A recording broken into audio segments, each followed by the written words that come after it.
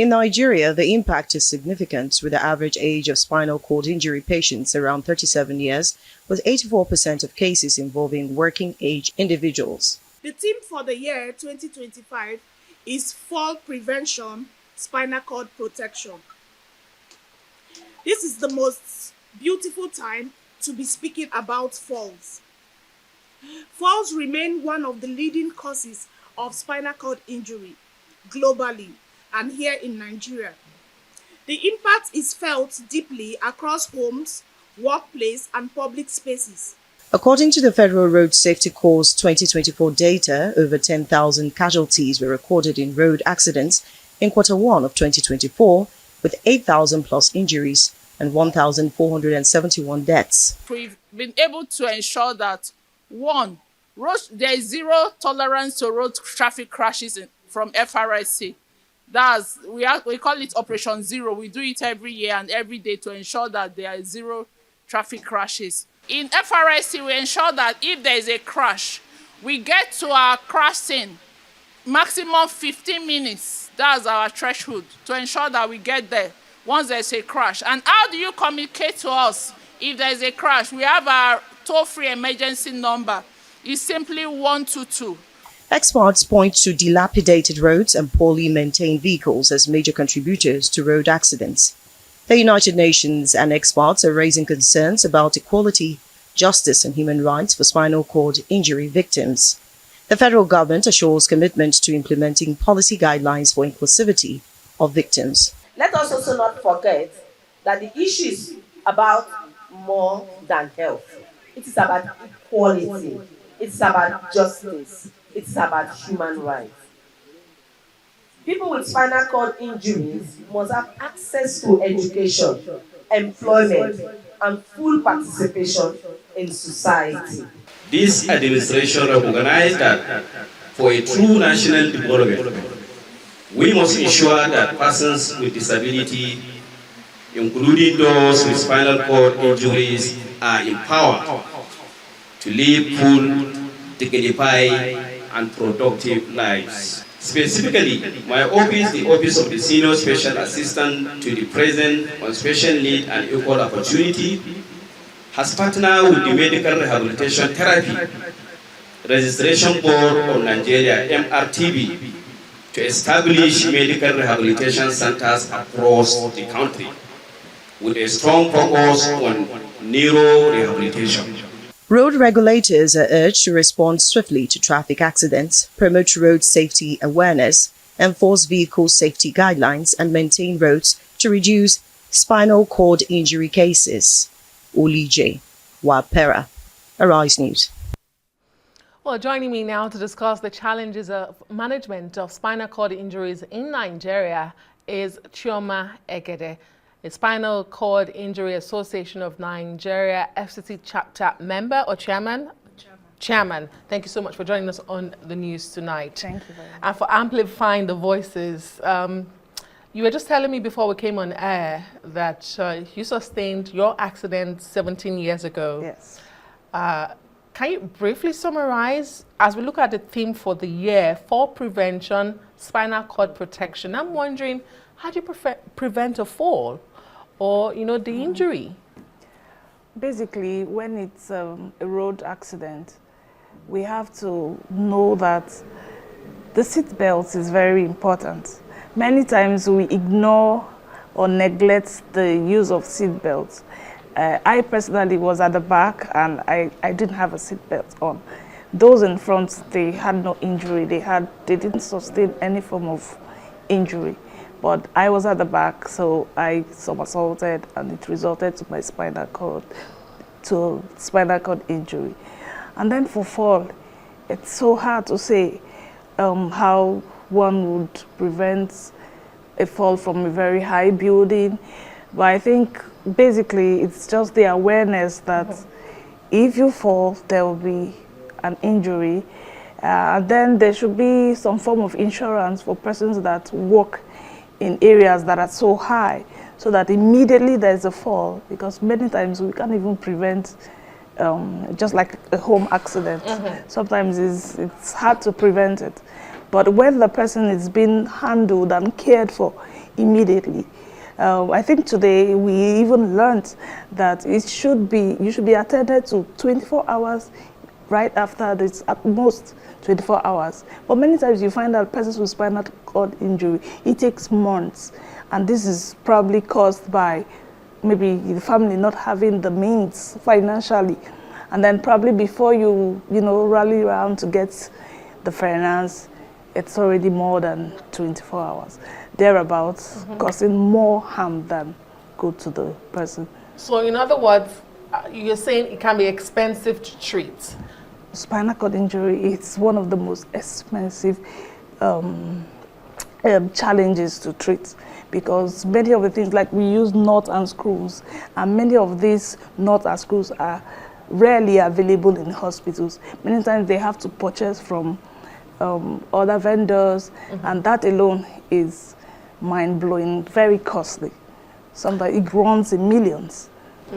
So for someone in a rural area, you can imagine what it's going to be if you don't have families that can raise this money or rally around to raise it right before the surgery is done.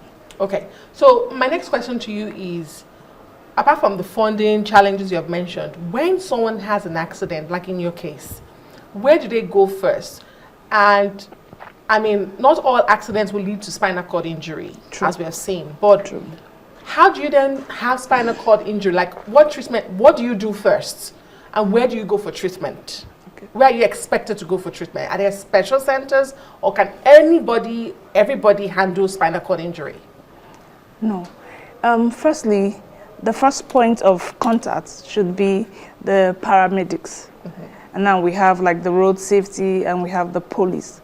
Many times it's not always that way, because you could just maybe have the accident in a bush, in the forest, and probably before the road safety or the police get to you, maybe bystanders might just want to pull you out of the car.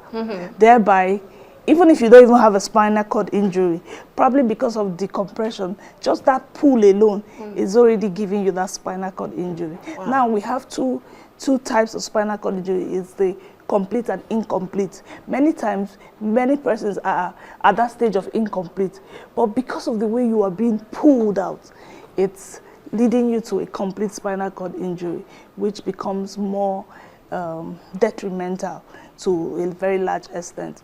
Now, if you have spinal cord injury and it's dictated that this is spinal cord injury, the first thing is to put the neck collar on that person, and the person should lay in a very straight, flat So we way. do need stretchers, or, make sure the person is straight. Straight. Okay. Just avoid the movement of the neck. Okay. Because that results to spinal cord injury. So if that is when we have persons that are aware that, okay, this is spinal cord injury and this is how the person should be managed. So that is the very first point of, contact. If it is handled well, to a very large extent, the person might not even have that spinal cord injury. Or even if it's the spinal cord injury, it might just be an incomplete. And incomplete means there's the probability of the person walking after the surgery is being done on the person. So in the process of rendering help as a bystander, you could cause more damage because you're not aware. Very true. So in other words, we need to start creating the awareness that, in trying to help, you have to take care of the head. So you don't pull the head anyhow, is what you're saying. True. Fantastic. So then you get to the hospital, you say, this is expensive. Is there like a special intervention by the government at the moment? Or what are you calling for on a day like this? Because today is World Spinal Cord Injury Day. Now we need more neurosurgeons, because they are the ones that handle persons with spinal cord injury. And if you check the statistics of neurosurgeons in Nigeria, you'll find out that there are not so many, to be honest. Like the hospital where I was, it was a neurosurgeon was invited from another hospital to come to the surgery for me. So we need neurosurgeons, and we need a form of should I say, a kind of fund that can assist persons with spinal cord injury, because it's quite expensive, just like what I said earlier.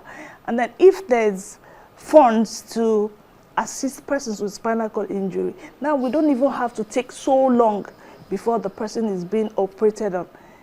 And that can, to a very large extent, help the person in getting back on his feet or sustaining to be more healthy, to be honest. Great. We've seen the federal government talk about, expanding the national health insurance scheme. Just a couple of hours ago, about 48 hours ago, 24 hours ago, the president directed that all MDAs must ensure that, their staff, their workers, and of course, contractors are employed under the National Health Insurance Scheme. Is this something you would be calling for, to say something like spinal cord should be part of the National Health Insurance Scheme? Would that help in any way? And is that an area you're looking at? Yes, very true.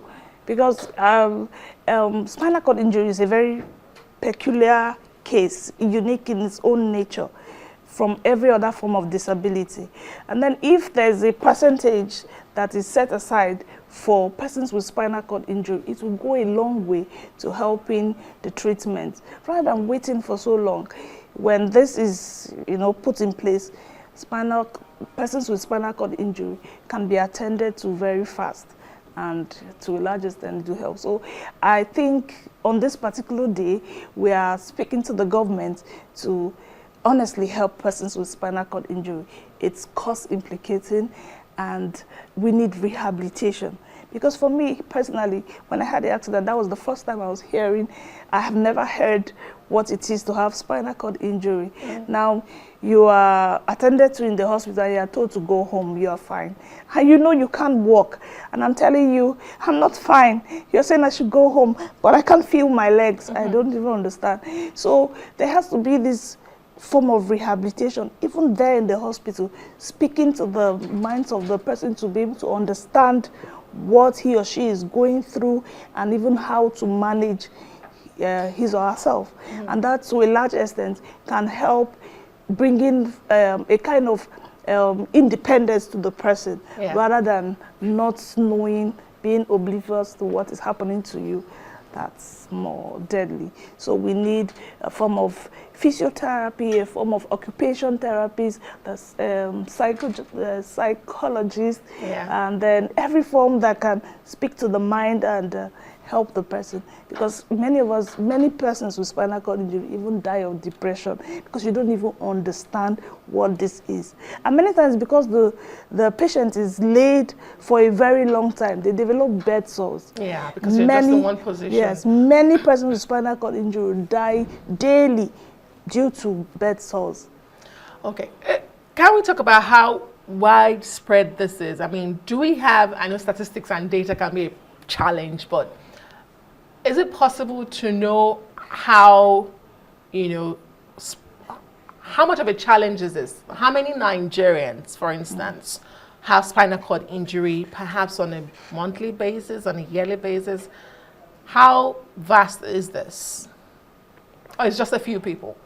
Due to the dilapidated roads, at least every day, there should be 2, 3, 4 persons with spinal cord injury. You are chairman FCT chapter. Let's talk about FCT chapter. Like, how many people, do come down with spinal cord injury that you know of, or that your association is dealing with at the moment?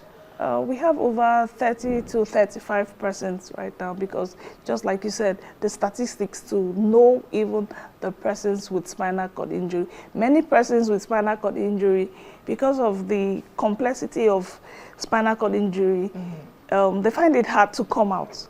Because when you have the spinal cord injury, to a large extent, there's no control in your bowel and bladder. So there's a whole lot in there, and it makes you, because many spinal cord patients are people that once walked, they were walking. There are people that they had their daily activities and it just cut short. So it takes a lot to be able to you know, come back together, build yourself. And now remember, we barely have rehabilitation centers where you are educated and told, even not just you, your family members, your caregivers are being enlightened, you know, taught on what to do and how to manage this person. And due to this, it's we can't even say the statistics, to be honest. And that's why we're advocating and speaking on awareness, so that if you have it, come out and you get informed, know this, and know life. Okay. Yeah. All right. Very well said. In that report by Olujewa Para, correspondent, one of the respondents at the event today talked about inequality. You know, people with disability generally struggle with access to, you know, even moving around, access to job, education, despite a law in Nigeria against discrimination. Tell us about that inequality. How does it affect you as a person, and perhaps speak for people with spinal cord injury in Nigeria? How difficult really is it in society? What's the treatment you get? Now let's look at accessibility. Yes. And the private and the public areas, even in the health centers. Many places are not accessible. Now, if I, as a person on a wheelchair, wants to go to the bank, many times you sit in the car and you have someone go to process your money. That alone has already caused that disparity. There's no equality there. And then in the hospitals, medical, it's not accessible. How do you have quick access to your health? Working places, many times, let's just take, for instance, the airline, the plane. I traveled last 2 weeks. I was lifted like a sack of rice. I felt so ashamed. And so that alone has created that disparity. You're already feeling it, that I'm not equal to those people walking. Yeah. You're already feeling so there has to be a way to create accessibility, make it easy for everyone to access wherever he or she wants to go to. If I want to go to the bank, I should go to the bank and access it myself. I don't necessarily need someone to do everything for me, almost to the point of signing for me. And that leaves you vulnerable. Yes, I mean, that's your money. That makes you, you know, you don't belong. Yeah. And so that point where you feel, I don't belong, that alone, it affects the psychology, it affects the mind. It's better left imagined. But we thank you for joining us on Newsnight tonight, and we would continue to amplify the voices of everyone in society. That's why we're here as Arise News. Thank you so much for coming on the news tonight. Chioma Egede is the chairman, Spinal Cord Injury Association of Nigeria, SCT chapter.